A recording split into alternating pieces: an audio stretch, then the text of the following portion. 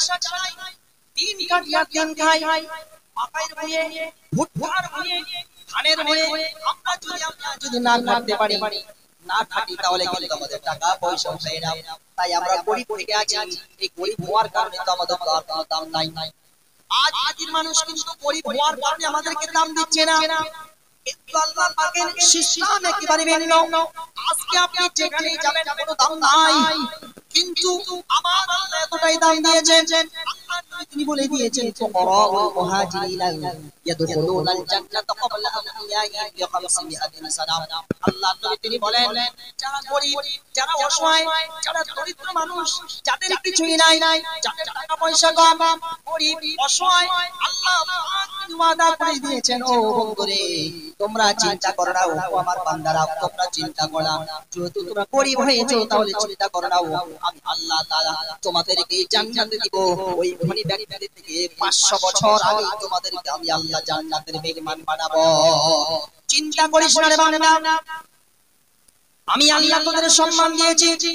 গরিবদের কিন্তু দুনিয়ার বুকে কেউ সম্মান দেয় না, কেউ ইজ্জত করে না, কিন্তু আমার আল্লাহ সম্মান দিলেন।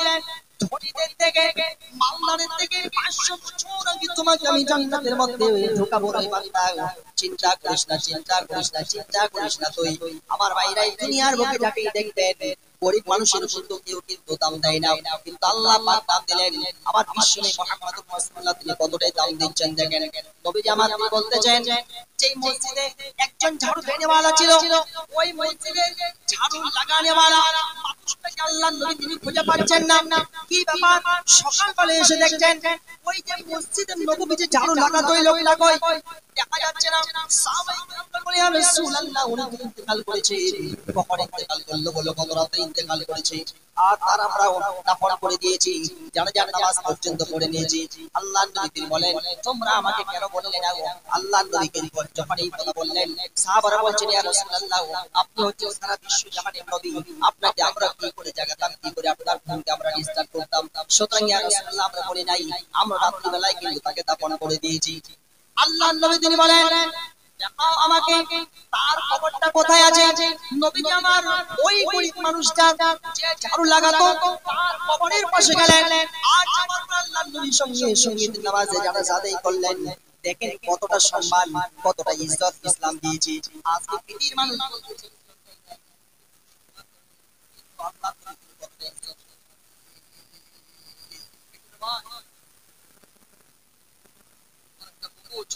একটা কোরআন, 600 টাকা একটা কোরআন, একটু চুপচাপ বসেন, আমি আসছি, জায়গা মতো আসছি।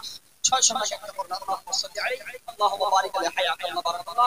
আল্লাহ সাহেবের বুবু জানতে আল্লাহ তুমি শুকর করো, শান্তি দাও আল্লাহ, দয়া করে মেহেরবানি করে আল্লাহ এই দুনিয়ার মধ্যে সুখ শান্তি আর ভালো ভালো এই দুনিয়ার জীবন দান করতে পারি, আমিন।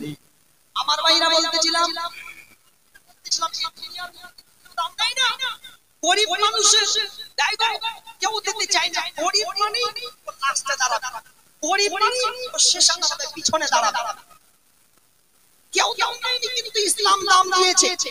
আল্লাহ পাকের নবী তিনি বলেছেন কি, ফুকারাউল মুহাজিরিনা ইয়াদখুলুনাল জান্নাতা ক্বাবলা আওলিয়াহিম বি500। 500 বছর আগে গরিবেরা ধনীদের থেকে, মালদারদের থেকে 500 বছর আগে জান্নাতে ঢুকবে। গরিবেরা যাবে, গরিবেরা যাবে, বলে সুবহানাল্লাহ। কত বড় অফার এই গরিব মানুষদের। দুনিয়ার বুকে দাম দেয় না। একটা সবচেয়ে গরিব সাহাবী হযরত বেলাল রাদিয়াল্লাহু তাআলা তাকে আযানের দায়িত্ব দিয়ে দিলেন, তিনি আযান দিতেন। হযরত বেলাল রাদিয়াল্লাহু তাআলা একজন গরিব, তারপরে আল্লাহ নবী তিনি তাকে দায়িত্ব দিচ্ছেন। ইসলাম কতটা সম্মান দিচ্ছে দেখছেন। যখন মন্দিরে পূজা দিতে যাবে, কোন নেতা যদি যায়, কোন মন্ত্রী যদি যায়, কোন মুখিয়া যদি যায়, কোন প্রধান যদি যায়, হ্যাঁ যদি প্রধানমন্ত্রী যায়, মাস্টার ব্যারিস্টার, হ্যাঁ উকিল, এই সব প্রফেসর যদি যায় মন্দিরে পূজা দিতে, তাহলে জায়গাটা খালি করে দেওয়া হয় না, ও আগে পূজা দিবে। আগে ওই মন্ত্রী সাহেব পূজা দিবে, আগে মাস্টার সাহেব পূজা দিবে। এমনটাই তো হয়ে থাকে। আমরা টিভিতে দেখতে পাই, এই যে দুর্গা পূজা, কালী পূজা গেল, দেখতে পেলাম আগে পূজা দিবে কারা? যাদের টাকা আছে, যারা মাস্টার, যারা ডক্টর, ইঞ্জিনিয়ার, প্রফেসর, নেতা মন্ত্রী, তারা আগে মন্দিরে তারা সামনে পূজা দেয়। এটা হচ্ছে তারা দাম দিয়েছে আর গরিবরা পিছনে দাঁড়িয়ে আছে। কিন্তু ইসলাম কিন্তু এমনটা দেয় না। ইসলাম কখনোই এই ধরনের জিনিসকে সাপোর্ট করে না।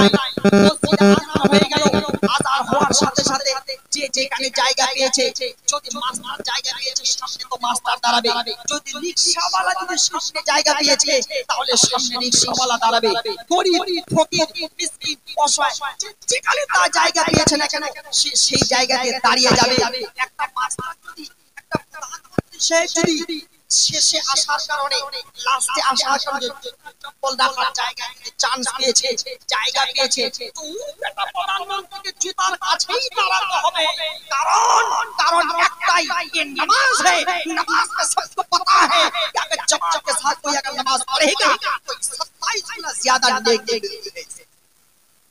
27 गुना বেশি নেকি পাওয়া যায়। যার কারণে অফারটা কেউ ছেড়ে দিবে না। একটা রিকশাওয়ালা যদি আগে জায়গা নেবে, ওই জায়গায় ঘোরাঘুরি কেউ কিছু করার পর एक ही सब में खड़े हो गए महमूद अयाज, एक ही सब में खड़े हो गए महमूद अयाज, ना कोई बंदा रहा ना कोई बंदा नवाज। দাঁড়িয়ে গিয়েছে সম্রাট মাহমুদ আয়াজ, চাকর আয়াজ দাঁড়িয়ে গেছে, কাতারে দাঁড়িয়ে গিয়েছে। বেটা সম্রাটের পায়ের মধ্যে গোলাম আয়াজের পা লেগে গিয়েছে, কিন্তু বেটা সম্রাটের ক্ষমতা নাই যে গোলামকে বলে দেয়, চাকরকে বলে দেয় তুই তোর পা আমার পায়ের সঙ্গে কেন লাগালি, এ কথা বলার ক্ষমতা রাখে না। কারণ এটা হচ্ছে নামাজ, এই নামাজের মধ্যে পা লাগাতে হবে, পায়ে পা লাগিয়ে দাঁড়াতে হবে। সুতরাং এটা কিন্তু ইসলাম দিয়েছে। আর তো কেউ কিন্তু এইরকম আর দাম দেয়নি। আজ গরিব মানুষ, দুনিয়ার মানুষ কিন্তু কেউ দাম দিতে পারেনি গরিবকে। গরিব মানে এর কোনো দাম নাই। যার টাকা আছে তার দাম আছে, যার টাকা নেই তার সমাজে কোনো রকমের কোনো দাম নেই, তাই না? ও তোমার আত্মীয় স্বজন বন্ধু বান্ধব, ও তোমার আত্মীয় স্বজন বন্ধু বান্ধব, ওরে কেউ তো ভালোবাসবে না, গরিব হলে কেউ পরিচয় রাখে না, গরিব হলে কেউ পরিচয় রাখে না।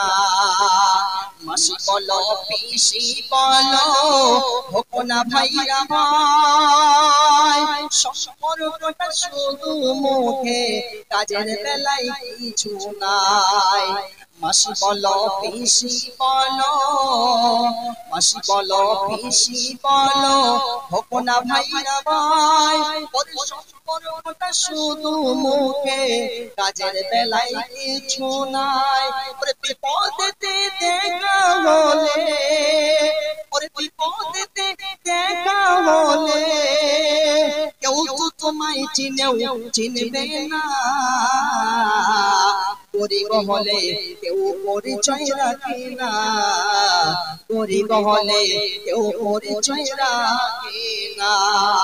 ও তোমার আত্মীয় স্বজন বন্ধু বান্ধব, ও তোমার আত্মীয় স্বজন বন্ধু বান্ধব, ওরে কেউ তো ভালোবাসবে না, গরিব হলে কেউ পরিচয় রাখে না, গরিব হলে কেউ পরিচয় রাখে না।